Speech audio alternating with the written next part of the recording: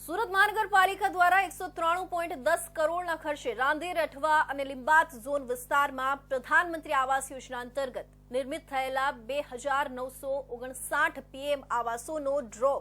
કેન્દ્રીય જળશક્તિ મંત્રી સી.આર. પાટીલના હસ્તે યોજાયો હતો। અઠવા લાઇન સ્થિત કૃષ્ણકુંજ પાર્ટી પ્લોટ ખાતે આયોજિત સમારોહમાં ગૃહ રાજ્યમંત્રી હર્ષ સંઘવી, વન પર્યાવરણ રાજ્યમંત્રી મુકેશ પટેલ અને મેયર દક્ષેશ માવાણી વિશેષ ઉપસ્થિત રહ્યા હતા। ડ્રોમાં નવું ઘર મેળવવા બદલ લાભાર્થીઓને અભિનંદન પાઠવતા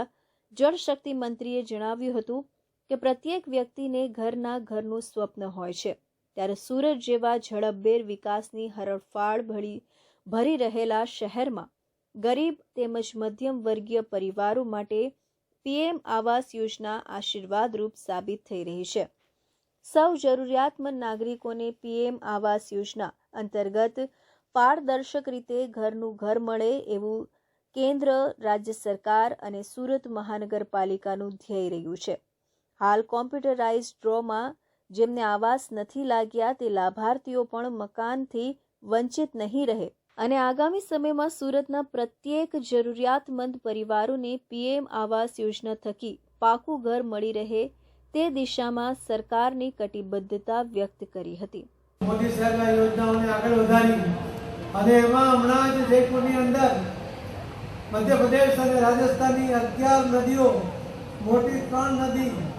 અને બાકીની 8 નદીઓ, 11 નદીઓને જોડવા માટેનો પ્રોજેક્ટ મંજૂર કર્યો, એનો ખાતમુહૂર્ત કર્યું અને એનો એમઓયુ ઉપર સાઇન પણ થઈ। આ પહેલો મોટો બનાવ છે કેન વેચવાનો અને પછી આ 11 નદીઓનું જોડવાનો આ કાર્યક્રમને કારણે જે સૌથી વધારે તકલીફ પાણીની રાજસ્થાનમાં છે, હું તમને ખાતરીથી કહી શકું એમ છું કે થોડા જ વર્ષોની અંદર રાજસ્થાન પાસે સૌથી વધારે પાણી હશે, પીવાના પાણીની વ્યવસ્થા પણ હશે, ખેતી માટે પણ પાણી હશે, ઇન્ડસ્ટ્રી માટે પણ પાણી હશે, પશુ માટે પણ પાણી હશે। એ પ્રકારની વ્યવસ્થા મોદી સાહેબ કરી રહ્યા છે। કેન્દ્ર સરકાર દ્વારા છેલ્લા 10 વર્ષમાં યોજનાકીય સહાયથી 25 કરોડ લોકોને ગરીબી રેખામાંથી બહાર લાવવાનું ભગીરથ કાર્ય થયું છે